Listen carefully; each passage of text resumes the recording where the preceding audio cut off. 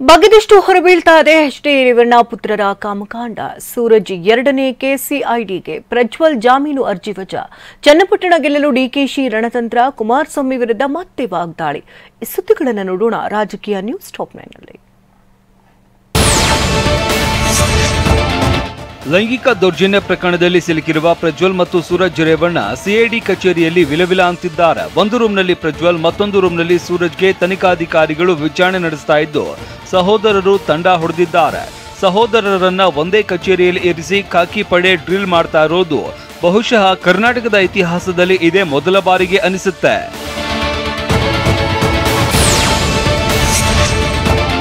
ತಮ್ಮ ವಿರುದ್ಧ ಹೊಳೆನರಸೀಪುರದಲ್ಲಿ ದಾಖಲಾಗಿದ್ದ ಪ್ರಕರಣದಲ್ಲಿ ಜಾಮೀನು ಕೋರಿ ಪ್ರಜ್ವಲ್ ಜನಪ್ರತಿನಿಧಿಗಳ ವಿಶೇಷ ನ್ಯಾಯಾಲಯದಲ್ಲಿ ಅರ್ಜಿ ಸಲ್ಲಿಸಿದ್ರು. ಆದರೆ ಎಸ್ಐಟಿ ಇದಕ್ಕೆ ಆಕ್ಷೇಪ ವ್ಯಕ್ತಪಡಿಸಿದ್ರಿಂದ ಪ್ರಜ್ವಲ್ ಜಾಮೀನು ಅರ್ಜಿ ವಜಾಗೊಂಡಿದೆ. ಬೆಂಗಳೂರಿನ ಜನಪ್ರತಿನಿಧಿಗಳ ವಿಶೇಷ ನ್ಯಾಯಾಲಯದ ನ್ಯಾಯಾಧೀಶ ಗಜಾನನ ಭಟ್ ಬುಧವಾರ ಪ್ರಜ್ವಲ್ ರೇವಣ್ಣ ಜಾಮೀನು ಅರ್ಜಿಯನ್ನ ವಜಾಗೊಳಿಸಿದ್ದಾರೆ. ಅವರ ವಿರುದ್ಧ ಒಟ್ಟು 4 ಪ್ರಕರಣ ದಾಖಲಾಗಿದ್ದು, 1 ಪ್ರಕರಣದಲ್ಲಿ ಜಾಮೀನು ಸಿಕ್ಕಿದೆ.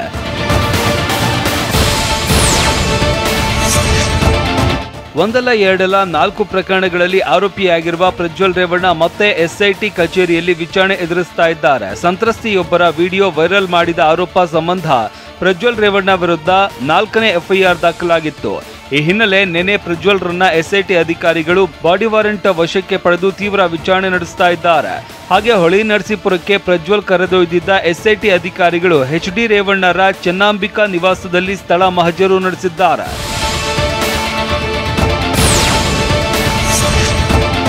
ಯುವಕನ ಮೇಲೆ ಲೈಂಗಿಕ ದೌರ್ಜನ್ಯ ಪ್ರಕರಣದಲ್ಲಿ ಸಿಐಡಿ ವಶದಲ್ಲಿ ಇರುವ ಸೂರಜ್ ರೇವಣ್ಣಗೆ ಸಿಐಡಿ ಕಚೇರಿಯಲ್ಲಿ ತೀವ್ರ ವಿಚಾರಣೆ ನಡೀತಾ ಇದೆ. ಈ ಮಧ್ಯೆ ನಿನ್ನೆ ಬೋರಿಂಗ್ ಆಸ್ಪತ್ರೆಗೆ ಸೂರಜ್ ಕರೆದುಕೊಂಡು ಹೋಗಿ ಮೆಡಿಕಲ್ ಚೆಕ್ಅಪ್ ನಡೆಸಲಾಯಿತು. ಇನ್ನು ಸೂರಜ್ ವಿರುದ್ಧ 2ನೇ ಎಫ್ಐಆರ್ ದಾಖಲಾಗಿದ್ದು, ಅಸಹಜ ಲೈಂಗಿಕ ದೌರ್ಜನ್ಯ ಆರೋಪದ 2ನೇ ಕೇಸ್ ಕೂಡ ಸಿಐಡಿಗೆ ಹಸ್ತಾಂತರಿಸಲಾಗಿದೆ.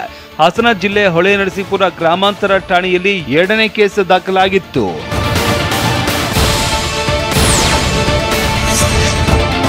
ಜೆಡಿಎಸ್ ಮಾಜಿ ಸಂಸದ ಪ್ರಜ್ವಲ್ ರೇವಣ್ಣ ಪೆನ್ಡ್ರೈವ್ ಪ್ರಕರಣದ ತನಿಖೆ ಇನ್ನೂ ನಡೀತಾ ಇದೆ. ಅಶ್ಲೀಲ ವಿಡಿಯೋ ಹಂಚಿದ್ದು ಯಾರು ಅಂತ ನಮಗೆ ಮಾಹಿತಿ ಇದೆ. ಸಾರ್ವಜನಿಕವಾಗಿ ಅನೇಕ ವಿಚಾರಗಳನ್ನ ಹಂಚಿಕೊಳ್ಳೋದಕ್ಕೆ ಆಗಲ್ಲ, ಹೀಗಂತ ಗೃಹ ಸಚಿವ ಡಾಕ್ಟರ್ ಜಿ ಪರಮೇಶ್ವರ್ ಹೇಳಿದ್ದಾರೆ. ತನಿಖೆ ಮುಗಿದ ಬಳಿಕ ಸಾರ್ವಜನಿಕರಿಗೆ ಈ ಮಾಹಿತಿ ಗೊತ್ತಾಗುತ್ತೆ ಅಂತ ತಿಳಿಸಿದ್ದಾರೆ. ಇನ್ವೆಸ್ಟಿಗೇಷನ್ ಕಂಪ್ಲೀಟ್ ಆದ್ಮೇಲೆ ಎಲ್ಲವೂ ಕೂಡ ಸಾರ್ವಜನಿಕ ಡೊಮೇನಿಗೆ ಬರುತ್ತೆ.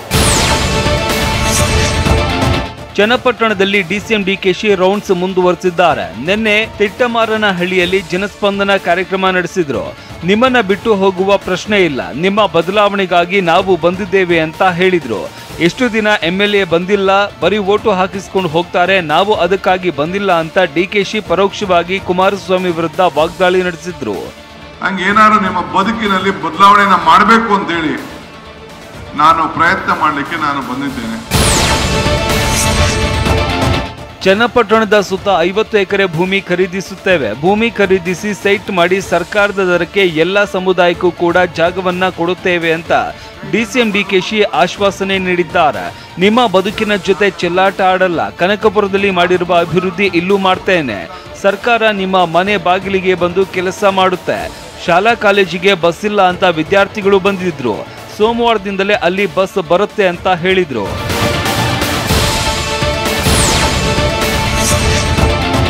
ಕೆಪಿಸಿಸಿ ಅಧ್ಯಕ್ಷರ ಬದಲಾವಣೆಗೆ ಸಚಿವ ರಾಜಣ್ಣ ಪರೋಕ್ಷವಾಗಿ ಒತ್ತಾಯಿಸಿದ್ದಾರೆ. ಹೆಚ್ಚುವರಿ ಡಿಸಿಎಂ ಹುದ್ದೆ ಆಗಬೇಕು ಅಂತ ತಮ್ಮ ಮಾತನ್ನ ಪುನರ್ ಉಚ್ಚರಿಸಿದ್ದಾರೆ. ಅಂತಿಮವಾಗಿ ಪಕ್ಷದ ಹೈಕಮಾಂಡ್ ತೀರ್ಮಾನ ಮಾಡುತ್ತೆ ಅಂತ ಹೇಳಿದ್ದಾರೆ. ಸಿಎಂ ಡಿಸಿಎಂ ಆಯ್ಕೆ ವೇಳೆ ವರಿಷ್ಠರು ಏನ್ ಹೇಳಿದ್ರು? ಕೆಪಿಸಿಸಿ ಅಧ್ಯಕ್ಷರು ಚುನಾವಣೆಗೆ ಮುಂದುವರಿಕೆ ಅಂತ ಹೇಳಿದ್ರು. ಅದನ್ನ ನೆನಪಿಸಿಕೊಳ್ಳುವುದಕ್ಕೆ ಒತ್ತಾಯಿಸುತ್ತೇನೆ ಅಂತ ಹೇಳಿದ್ರು. ಸೆಕೆಂಡ್ ಏನ್ ಹೇಳಿದ್ರು? D K. Shivakumar will be the lone DCM ಅಂತ ಹೇಳಿದ್ರು. ಮೂರನೇದೇನು ಹೇಳಿದ್ರು? He will be continue as president till the parliament election ಅಂತ 3 ದಿನ ಹೇಳಿದ್ದು. 3 ಜ್ಞಾಪಿಸ್ತೀನಿ ಅಷ್ಟೇ. ಕೆಂಪೇಗೌಡ ಜಯಂತಿ ಕಾರ್ಯಕ್ರಮದಲ್ಲಿ ದೇವೇಗೌಡರ ಹೆಸರು ಹಾಕದ ವಿಚಾರ ಕುರಿತು ಪ್ರತಿಕ್ರಿಯಿಸಿರುವ ಕೇಂದ್ರ ಸಚಿವ ಎಚ್.ಡಿ. ಕುಮಾರಸ್ವಾಮಿ, ನಾಡಪ್ರಭು ಕೆಂಪೇಗೌಡರು ಯಾರ ಸ್ವತ್ತು ಅಲ್ಲ, ಅವರು ಕನ್ನಡದ ಸ್ವತ್ತು. ಕಾರ್ಯಕ್ರಮದಲ್ಲಿ HDD ನನ್ನ ಹೆಸರು ಹಾಕಿಲ್ಲ. ನಾನು ಈ ವಿಚಾರಕ್ಕೆ ಹೆಚ್ಚಿನ ಮಹತ್ವ ನೀಡೋದಿಲ್ಲ ಅಂತ ಹೇಳಿದ್ರು. ನಾಡಿನ ಸರ್ವತೋಮುಖ ಅಭಿವೃದ್ಧಿಗೆ ಒಂದು ಭದ್ರ ಬುನಾದಿಯನ್ನು ಹಾಕಿದ್ರು ಬೆಂಗಳೂರು ನಗರಕ್ಕೆ. ಆ ದೃಷ್ಟಿಯಿಂದ ನಾವೆಲ್ಲರೂ ನೋಡೋದು ಒಳ್ಳೆಯದು ಅನ್ನೋದು ನನ್ನ ಅಭಿಪ್ರಾಯ.